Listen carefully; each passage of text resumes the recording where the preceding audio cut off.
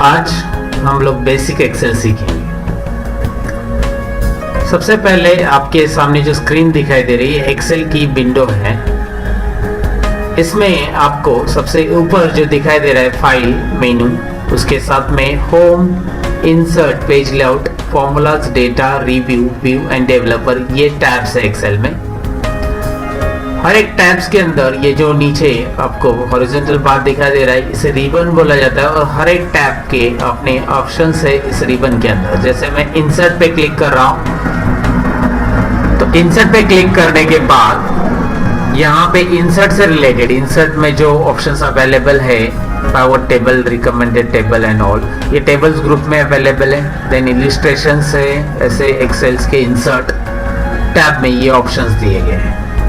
वैसे page layout, formulas, data, review and view, सबके अलग अलग रिबन्स के ऑप्शंस अवेलेबल है यहाँ पे। इसे रिबन बोला जाता है। अगर ये रिबन आपको हाइड करना है तो आप कोई भी मेनू पे आप यहाँ पे डबल क्लिक करते हो तो इस तरह से, पहले उसे ऑन करना है तो इस तरह से होगा। डबल क्लिक करेंगे तो उसे फिर से शो और हाइड कर सकते हैं आप। शो,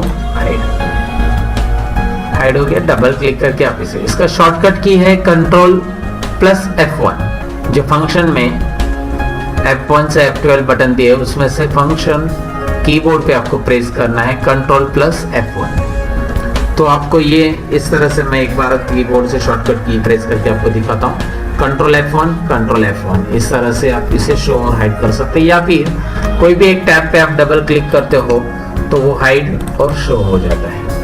ये रिबन ऑप्शन से इस तरह से। रिबन के नीचे आपको लेफ्ट साइड में नेम बॉक्स दिखाई दे रहा है, नेम बॉक्स, और उसी के सामने आपको यहाँ पे फंक्शन और यहाँ पे फॉर्मूला बार दिखाई दे रहा है। तो ये नेम बॉक्स क्या होता है, जो सेल आप सेलेक्ट करते हो तो उसी का यहाँ पे एड्रेस शो करता है। फॉर एग्जांपल यहाँ पे आपको डी कॉलम दिखाई दे रहा है और रो नंबर 4 दिखाई दे रहा है। अगर आप D4 पे क्लिक करते हो तो ये D4 सेल यहाँ पे सिलेक्टेड है, ये नेम बॉक्स शो कर रहा है। And what is the use of formula bar, ये आपको मैं यहाँ पे बताना चाहूंगा। फॉर्मूला बार जो है वो आपको सेल के कंटेंट बताता है। अगर सेल में आप टेक्स्ट टाइप करते हो, सपोज यहाँ पे ABC अपने कंटेंट टाइप किया है तो आपको ABC दिखाई दे रहा है। और यहाँ पे अगर आप कोई फॉर्मूला लिखते हो तो ये फॉर्मूला शो करेगा इस तरह से। यहाँ पे आपको नंबर दिखाई दे रहे हैं, लेकिन यहाँ पे फॉर्मूला बार शो कर रहा है कि ये नंबर किस तरह से, कौन से कैलकुलेशन से आया है, यहाँ पे वो एग्जैक्टली रिजल्ट शो कर। So what does it means? It means if there is a content in your cell, it will show content only, and if it is a number or else if it is a formula, it will show the formula trait. तो उसके बाद आगे बढ़ते हैं हम लोग। यहाँ पे जो कॉलम्स आपको दिखाई दे रहे हैं ABCD ऐसे कॉलम्स है। Vertical lines, these are the columns in Excel, and horizontal lines, these are the rows in Excel. So how many rows and how many columns are available in Excel? Let's check it out.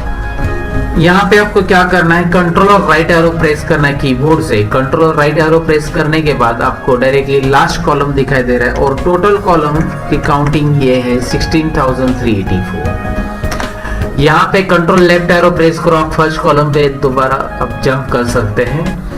Control और down arrow अगर आप press करते हो तो last row आपको मिलता है 10,48,576। And control up arrow आप प्रेस करते हो तो फर्स्ट रो आपको मिलता है रो नंबर 1। तो इतने सारे रोज अवेलेबल रहते हैं एक्सेल में। जब आप एक पर्टिकुलर बॉक्स पे क्लिक करते हो, इसे सेल बोलते हैं। ये सेल जो है इसका यूनिक आईडी मैंने जैसे अभी बताया नेम बॉक्स में अपेयर होता है। जैसे E कॉलम है, रो नंबर 6 है तो E6 यहाँ पे अपेयर हो रहा है। यहाँ पे है G10, आपको नेम बॉक्स में तो दिखाई दे रहा है। और कोई भी सेल पे अगर आपको डायरेक्टली जंप करना है तो नेम बॉक्स में आप क्लिक करके यहाँ पे सेल नंबर टाइप करो। A10 पे मुझे जंप करना है, A10 एंटर। A10 पे आप डायरेक्टली जंप कर सकते हैं नेम बॉक्स के अंदर। यहाँ पे दूसरा ऑप्शन है कि आप ऐसे नंबर ऑफ सेल्स एक साथ सिलेक्ट करते हैं। ये माउस पॉइंटर ऐसा बीच में रख के, ये सिलेक्शन माउस पॉइंटर यूज कर रहे हैं आप इसे सिलेक्ट करने के लिए, और इसे रेंज ऑफ सेल बोलते हैं। तो रेंज ऑफ सेल मतलब ये जो सिलेक्टेड सेल है वो आपका कॉलम C से स्टार्ट हो रहा है, C3 से लेकर G12। तो इसे रेंज क्या बोलेंगे, C3 to G12 range of cell. तो जब C3 to G12 ये रेंज आपको सिलेक्ट करना है तो उसके लिए शॉर्टकट की है आपके F5 बटन आप प्रेस करके गो टू ऑप्शन में जा सकते हैं। गो टू में आप लिख सकते हैं रेंज सिलेक्ट करना है, जो रेंज आपको सिलेक्ट करना है वो आप यहाँ पे टाइप करो C3 to G12। तो मैं यहाँ पे C3 to G12 ये टाइप करके मैं ओके पे क्लिक कर रहा हूँ तो आपको दिखाई दे रहा है ये रेंज यहाँ पे सिलेक्ट हो रहा है। F5 बटन मैं दोबारा आपको बता रहा हूँ, F5 बटन आप प्रेस करके गो टू ऑप्शंस में जा सकते हो और रेंज सेलेक्ट कर सकते हैं। उसके बाद हम लोग आगे बढ़ते हैं इंट्रोडक्शन में। यहाँ पे शीट 1 आपको दिखाई दे रहा है। We can insert number of sheets, मतलब अनलिमिटेड शीट आप इंसर्ट कर सकते हैं। इसमें कैसे इंसर्ट करना है, यहाँ पे प्लस साइन दिखाई दे रहा है और शॉर्टकट की है शिफ्ट प्लस F11। फंक्शन की में F11 जो दिया है वो शिफ्ट के साथ प्रेस करना है, मतलब शिफ्ट होल्ड डाउन करके आपको F11 प्रेस करना है। या यहाँ पे आप प्लस पे क्लिक करेंगे तो भी शीट इंसर्ट होती जाएगी। शीट आप नंबर ऑफ शीट्स इंसर्ट कर सकते हैं, अनलिमिटेड शीट्स यहाँ पे आती है। फिलहाल आपको यहाँ पे एक शीट इनफ है, बिकॉज इसमें हमें एक पर्टिकुलर डेटा बनाना है तो एक ही शीट इनफ है, एक पर्टिकुलर। और डिफरेंट रिपोर्ट्स बनाने तो हम लोग नंबर ऑफ शीट्स यहाँ पे ऐड कर सकते हैं। और शीट्स अगर रिमूव करनी है तो राइट क्लिक करना है उस शीट्स के ऊपर और डिलीट। ये शीट्स की बहुत सारी प्रॉपर्टीज है, लेकिन फिलहाल हम लोग डिलीट के बारे में जानेंगे। बस यहाँ पे डिलीट एक बार याद रखना है कि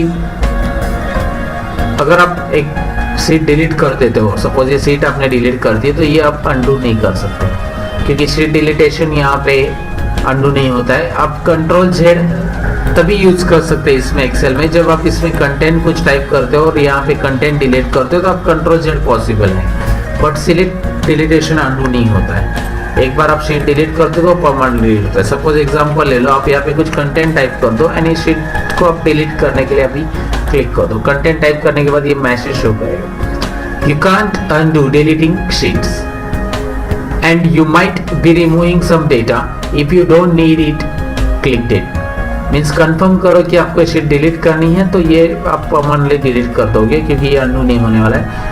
सो आई डोंट नीड इट, तो मैं इसे डिलीट पे प्रेस कर रहा हूँ तो डिलीट हो रहा है। आगे इंट्रोडक्शन में मैं आपको बता रहा हूँ कि एक्सेल में राइट साइड में यहाँ पे जूमिंग लेवल दिखाई दे रहा है आपको। ये जूमिंग आप यहाँ पे प्लस बटन पे क्लिक करके जूमिंग बढ़ा सकते हैं और जूम माइनस भी कर सकते हैं। 400% मैक्सिमम जूमिंग ले सकते हैं, 10% मिनिमम जूमिंग ले सकते हैं। यहाँ पे ऐसा 10% minimum zooming, 400 maximum zooming available है और नॉर्मल जूमिंग 100% अवेलेबल है। इस पॉइंट को आप ऐसा ड्रैग करके यहाँ पे साइड पे रख सकते हैं 100% जूमिंग। इसके लिए शॉर्टकट की भी है एक्सेल में, Alt V एक साथ होल्ड डाउन कर देना है, प्रेस कर देना है। उसके बाद Z प्रेस करने के बाद एक डायलॉग बॉक्स आ रहा है, जूम स्क्रीन का डायलॉग बॉक्स है। इसमें आप अप और डाउन एरो कीबोर्ड के प्रेस करके सिलेक्ट कर सकते हैं डिफरेंट जूमिंग लेवल। अगर मुझे 200 करना है, 200 जूमिंग मिनिमम करना है तो इस तरह से, और मुझे कस्टमाइज जूमिंग चाहिए तो मैं यहाँ पे जाके टाइप कर सकता हूँ कि मुझे 250 जूमिंग चाहिए, जो यहाँ पे लिस्ट में अवेलेबल है 250। उसके बाद मैं एंटर या ओके बटन पे माउस से ऐसा क्लिक कर दूंगा तो मुझे 250 जूमिंग लेवल मिल जाएगा यहाँ पे। तो इस तरह से एक्सेल का ये इंट्रो पार्ट मैंने आपको बताया कि एक्सेल में कौन से ऑप्शंस को क्या बोला जाता है, रिबन कौन सा होता है, टैब्स क्या होती है, देन रोज एंड कॉलम्स क्या होते हैं, कितने शीट्स आप इंसर्ट कर सकते हैं, डिलीट कैसे कर सकते हैं। तो बेसिकली इसका इंट्रोडक्शन आपको पता रहना चाहिए, then you can go forward. Thank you very much.